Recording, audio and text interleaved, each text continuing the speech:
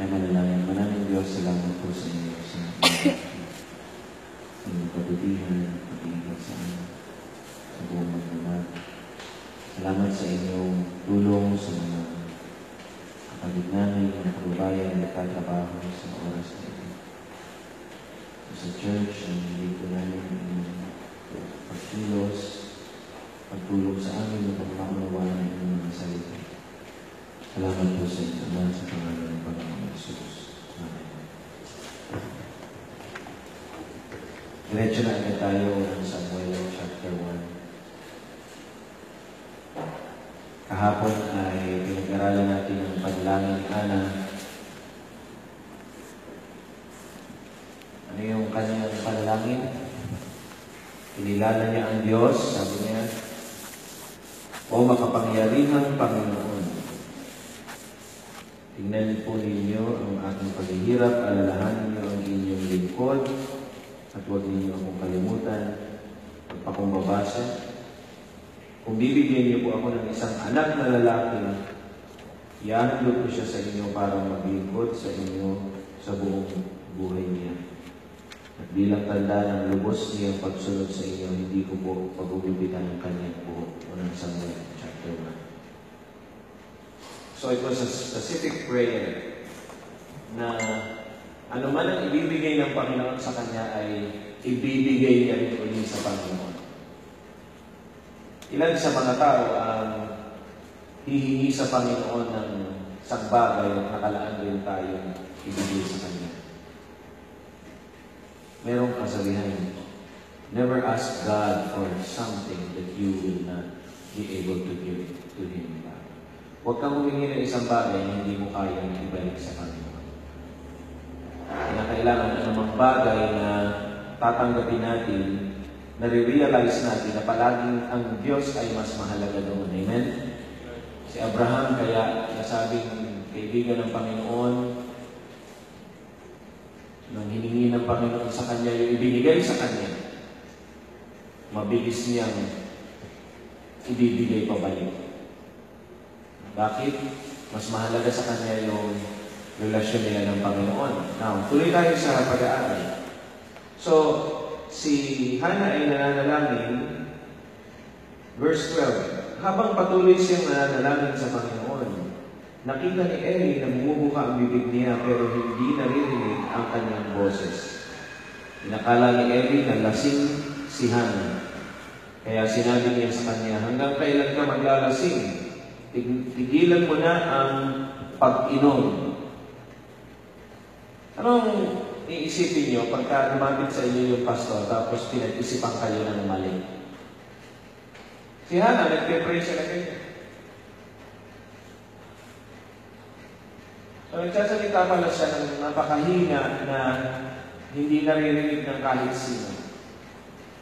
Alam niyo, isa sa mga kaintim ng panalangin, hindi yung pasigaw, kundi yung puso mo ang sumisigaw sa Panginoon.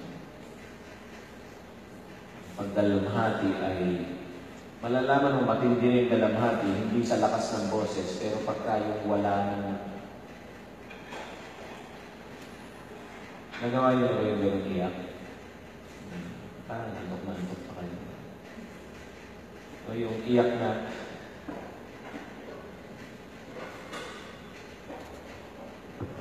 walang tunog. Mga bata, expert dyan. Pagka talagang ano na, yung sasabihin ng nanay, ano ka, huminga ka, magtulog ka, huminga ka. Dahil isip mo yung bata. Huminga ka, sige, tumunog ka. Ngayon si Hana, pray na. Tingin nung pare sa malayo, si Eli at this time was not spiritually discerning. Hindi niya nakikita yung kalagayan spiritual o emotional ng babae, ang nakikita niya yung panlabas. Kaya nilapitan niya, sige, sino mga babae dito? Nagpe-pray ka sa altar na matindi, bigla akong lalapit. Bagtong, lasing ka ba? Huwag ka naman maglalasing sa altar ka pa. At pwede ka lang, Pastor, sobra naman kayo mag-isip. Titid naman ang isip niyo. Tignan niyo kung ano reaction ni Hannah. Kaya, yung prayer niya ay hindi lang yung panluloko sa Panginoon na feeling humble, kundi talagang yung kanyang character ay mapagpakumbaba. Kasi tignan niyo yung kanyang sagot. Verse 15. Sumagot si Hannah, hindi po ako lasing at hindi po ako nakainom ng kahit anong klaseng inumin. Ibinubuhos ko lang po sa Diyos ang paghihirap na aking nararamdaman. Huwag po ninyong isipin na masama akong babae. Nananalangin po ako rito dahil sa labis na kalungkutan. Napakagalang pa rin yung kanyang pagsagot. Hindi po. Yung sa ikaw ang gumawa na naman. Pastor, hindi kung itatranslate natin sa kapanahon natin, nawa ako lumapit sa inyo at pinagbintangan ko kayo ng mali. Ikaw ang kumain, nung huling cake. Ikaw ang kumain, inire-reserva ko yun para sa Pastor, hindi po ako kumain.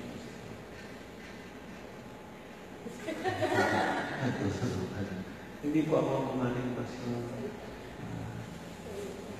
Itong tinga ko pong ito ay kanina pa pong umaga ito.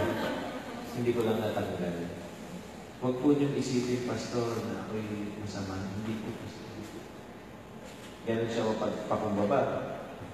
Now, nung sumagot siya ng may pagpapakumbaba, verse 17, sinabi ni Eli, sige, umuwi kang mapayapa sapagkat sana'y ipagkaloob ng Diyos ng Israel ang hinihiling mo sa Kanya. Biglang nabago naman yung pare, sabi niya, ganun ba? O sige, umuwi ka ng mapayapa, ipagkaloob sana ng Panginoong Diyos ng Israel ang kahilingin mo sa Kanya. Tingnan mo yung response ng babae.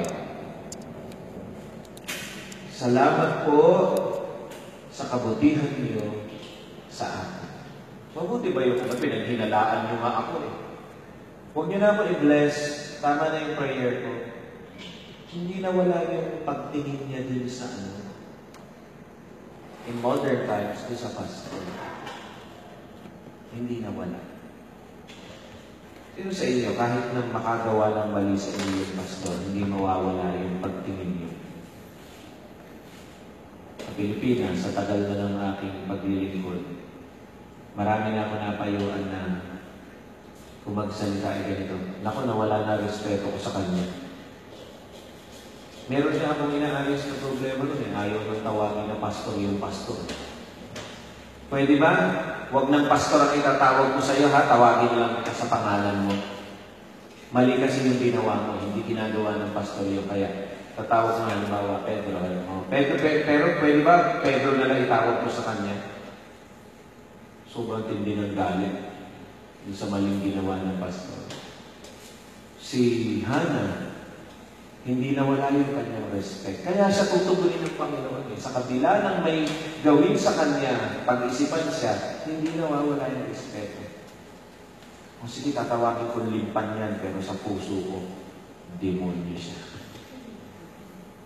Nawawala yung respect natin. Never lose your composure pagka ikaw ay binanatan ng mali. Lagi ko sinasabi, magpapa-apekto ka na rin lang. Saan ka magpapa-apekto? Sa malakas na. Doon na sa tama. Huwag ka pa-apekto sa mali. Mali na nga yan, nagpa-apekto ka pa. Mahina na nga siya, nagpa-apekto ka pa. Ibig sabihin, mas mahina ka sa kanya. Nadala ka pa. Na-apektohan ka pa nun. No. Never lose your respect. Especially sa tagapangunan. Salamat po sa kabutihan ninyo sa akin. Ano yung susunod? Pagkatapos ay umalis na siya at kumain at nawala na ang lungkot sa kanyang mukha. Hindi siya yung pagkatapos manalangin, dala-dala niya pa rin. Marami akong pinag-pray na ganyan. O sige, pag-pray natin. Pastor, saan tayo mag-pray? Yung mga gano'n na, pero pastor, pwede yan bago mag-pray. Pero pagkatapos ko mag-pray, anong ginawa niya, anak? Salamat po, Tumayo na. Ano na yung pagkain ko? Yung tinabi ko dyan. Kain na ulit. balik na sa normal. No? She had, meron siya, sumusulat na,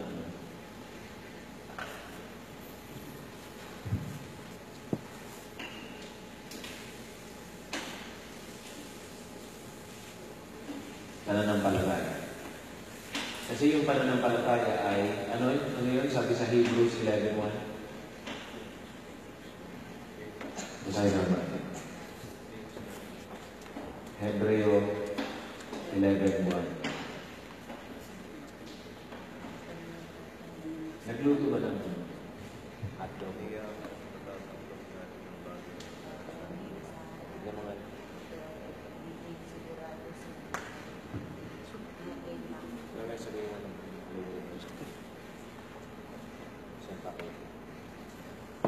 Hebreo 11:1, ano sabi yun? Ay katiyakan na matatanggap natin ang mga bagay na inaasahan natin. Ito ay ang pagiging sigurado sa mga bagay na hindi nakikita. Kahit ang nagbasbas sa akin ay yung pare, yung pastor na pinaghinalaan ako, tinatanggap ko na yun, kaya papayapa na ako. Hindi na siya namili. Ganun yung pananampalataya. Alam niyo ba yung pananampalataya sa Diyos? Kahit na ang nag-pray sa iyo, yung kapatiran lang, pumapayapa ka na. Merong mga tao na papayapa lang pag si pastor na nag-pray. Huwag ka na. Pinag-pray na. Hindi, kailangan si pastor muna. Pag si pastor na nag-pray, okay na. Ikaw pa lang eh. Sa sentro, pagka minsan altar call, marami mga tao. Di sasabihin ni Pastor Joseph, halimbawa, hinihiling ko mga pastor natin na tumulong sa pananalangin. May mga tao na namimili ng pipilahan. Halimbawa, dito yung pastor na paborito nila, dito sila pupunta, pipila. Pag umalis yung pastor na yun,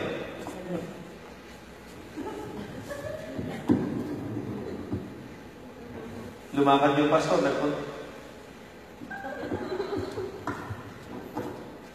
May mga ganyan mga tao. Yung mga ganong miyembro, hindi agad nila nakukuha yung hinihiling nila. Kasi ang pananampalataya nila ay sa tao, hindi sa Diyos. Pag sa Diyos ang pananampalataya mo, kahit na bata ang nanalangin sa iyo. Dahil di ko nga namin minsan masama ang pakiramdam. Magsisermon pa natin, may revival na. Tapos sama ng pakiramdam niya. Sabi ni Jopet, yung pinsan nila na maliit pa, ganito pa lang. Lolo, magaling ka na, pinag-pray na kita Ganun ba? O sige. Tinanggap niya na. Sa bata, yung General Superintendent, pinaniwalaan yung panalangin ng bata. At maya-maya, bigyan lang nila, gumang pakiramdam. Basta naniniwala ka sa pagdulog sa Panginoon, hindi sa pagdulog ni Pastor. Now, masama bang, sabi ni Pastor, hindi naman ako sa paghihingi ng prayer. Mahalaga pa rin yun na magpa-pray sa Pastor. Pero pag wala yung Pastor, ang Diyos ay naririyan pa rin. Amen? Umanap ka lang ng ka-agree. Wala nga akong ka-agree rito. Makipag-agree ka sa sarili mo. Let your soul agree with your spirit na narinig ka pa rin ng Diyos at tutugunin ka pa rin niya. Amen? Okay. Anong ginawa? Anong nangyari? Balikan tayo sa unang Samuel. Ano ang nangyari? Verse 20. At dumating ang panahon na pinangalan niya Samuel. Ano ibig sabihin ng Samuel? Ano yung sa footnote? Letter B. Dininig ng Diyos. God heard me. Samuel. Yung L doon ng pangalan ng Diyos. Pagkatapos, pupunta na naman yung pamilya. Ano ginawa ni Hannah? Verse 22, hindi sumama si Hannah, sinabi niya sa kanyang asawa, kapag naawat na ang sanggol sa pagsuso sa akin, dadalhin ko siya sa bahay ng Panginoon para ihandog sa kanya. Doon na siya titira sa buong buhay niya. She was true.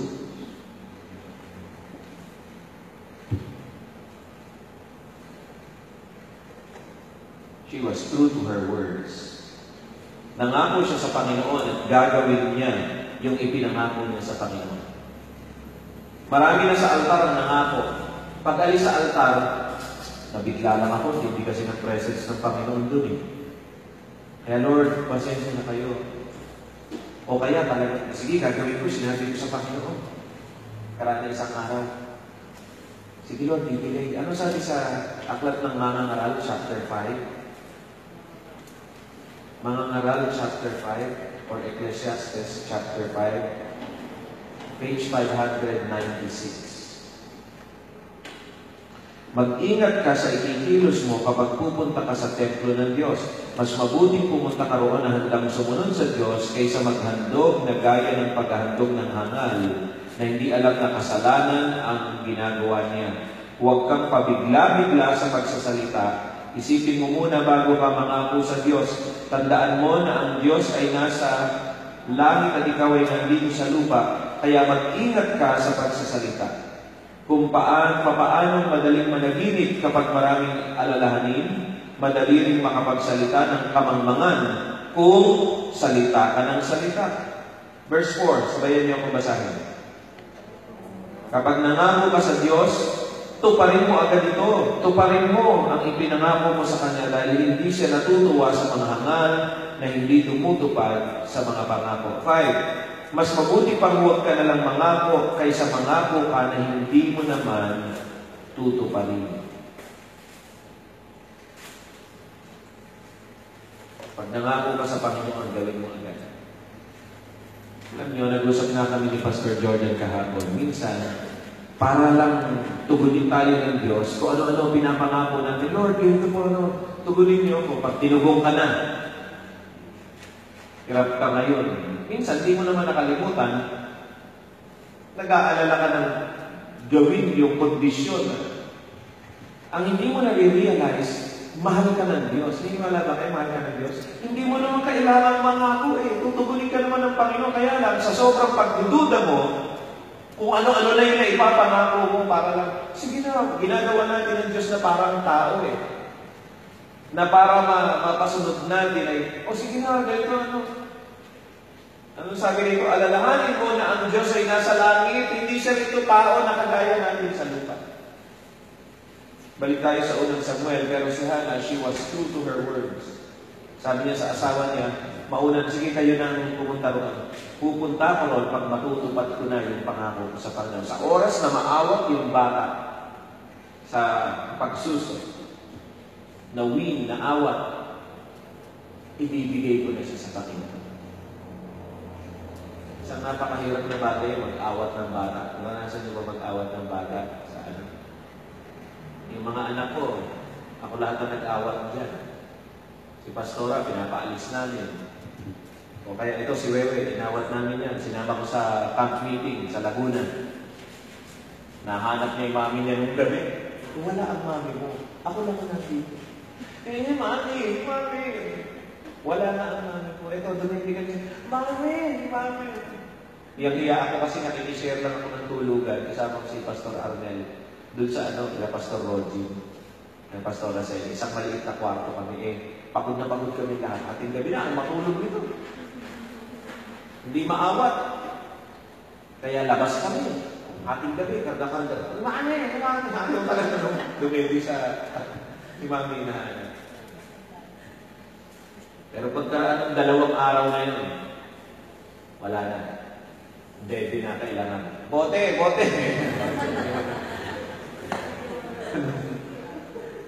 Nung naawat si Samuel, tuloy tayo.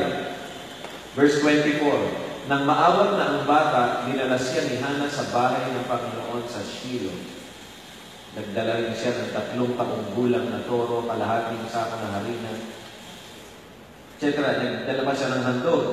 Verse 26, sinabi ni Hannah kay Eli, kung natatandaan niyo po ako ang babaeng tumayo rito noon na nanalangin sa Panginoon. Hiningi ko po ang batang ito sa Panginoon at ibinigay niya ang kahilingan ko. Kaya ngayon, ihahandog ko po siya sa Panginoon. Maglilingkod po siya sa Panginoon sa buong buhay niya. Pagkatapos ay sumamba sila sa Panginoon. Gaano kahirap sa magulang na iwanan yung anak sa pangangalaga ng pastor.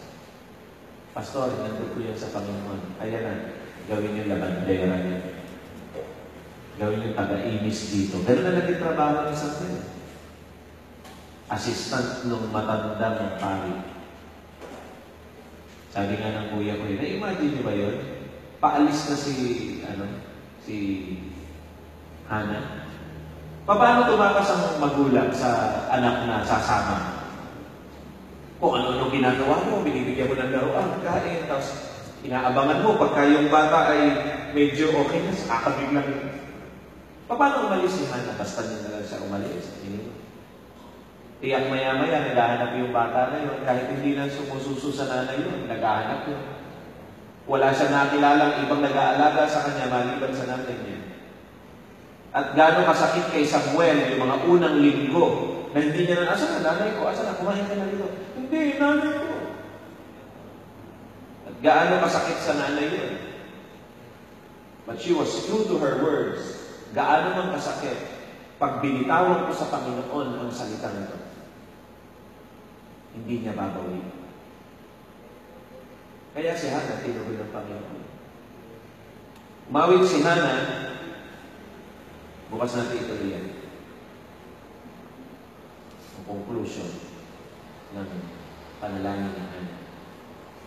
Isa si Hannah sa mga babae sa Biblia na hindi masyadong napansin.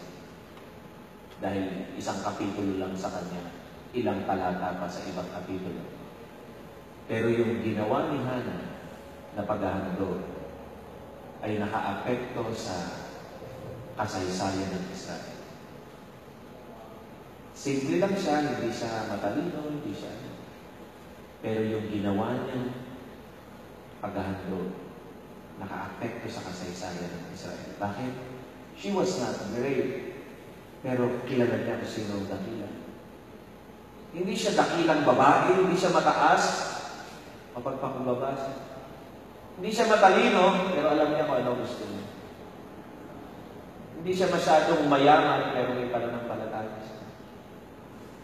Hindi siya maharlika, pero pagka nagsalita siya, totoo siya doon sa kanyang salita. Bukas na dito, tayo na lang. Ama namin Diyos, hinihiling namin. Tulungan niyo po kami. Tulungan niyo kami sa amin. Hindi lang pananalangin. Tulungan niyo kami sa aming karakter. Patuloy pong pumilos sa amin ang inyong banal na Espiritu. At susunod po kami. O Panginoon, salamat sa matagal na pagtsatsaga ninyo sa amin. Ngayon hindi ko po, Ama, matuto kami na i-acknowledge kayo, kilalanin namin sino yung Diyos na nilalapitan namin. Ano ang kanyang kakayanan? Tulungan niyo kami maging mapagpakumbaba. Hindi lang sa inyo, maging mapagpakumbaba rin kami kahit dun sa mga tao na nag-iisip ng pangit sa amin. Tulungan niyo kami na sa panalangin namin, huwag kami pabago-bago ng isip. Tulungan niyo magmanampalataya kami sa inyo. Tulungan niyo kami maging totoo pagka kami ay nagsasalita. Tulungan niyo po kami. Salamat sa pag-aaral na ito, Panginoon.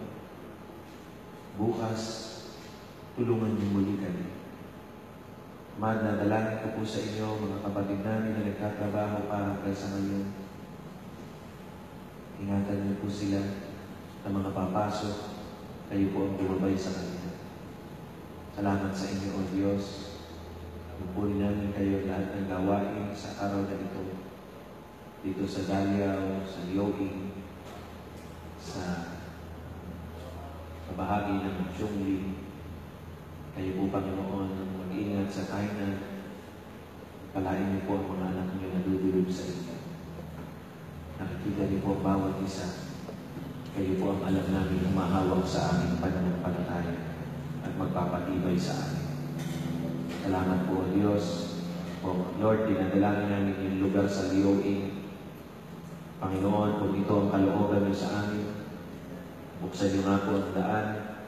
Pang ito na nga ay maging church na panibago, O Diyos, na mapagdadarusan ng gawain. Alam niyo naman ang kakayanan namin sa pinansyal, pero malakas kaming may tapang nahahakbang dahil alam namin walang imposible sa inyo. Salamat po, O Diyos, sa inyong kabutihan, sa pangalan ng Panginoon Jesus. Amen. Kain natin pagkain, Lord. Basbasan niyo po ang aming pagkain. Salamat sa araw-araw na pag-provide sa amin. Hindi lang yung kasya-kasya. Palaging sagana ang aming pinagkakaloon niyo sa amin, Panginoon. Salamat po sa inyo. Palagi niyo pong palakasin din si Pastor Jordan. Bigyan pa siya ng mga mensahe na magagalang para sa amin. Salamat po, O Diyos, sa pangalan ng Panginoon.